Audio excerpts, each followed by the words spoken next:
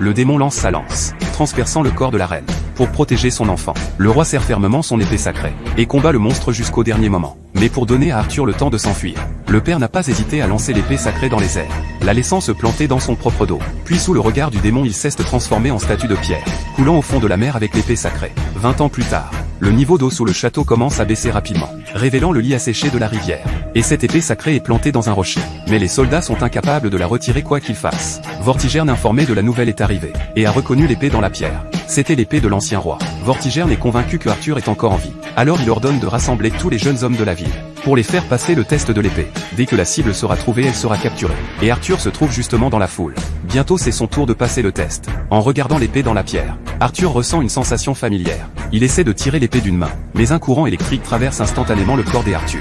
La sensation familière revient. Cette fois il saisit l'épée à deux mains, et tire de toutes ses forces. En un instant une puissante aura envahit tout l'endroit. Tout le monde regarde Arthur avec stupéfaction. Même Vortigern dans le château sent quelque chose d'anormal. Alors que l'épée dans la pierre est progressivement retirée, les soldats qui s'en rendent compte se préparent immédiatement à l'arrêter. Mais avant qu'ils puissent agir, Arthur s'évanouit au sol incapable de supporter la puissance de l'épée sacrée. Quand il se réveille, il découvre qu'il a été emmené sur le lieu d'exécution par Vortigern.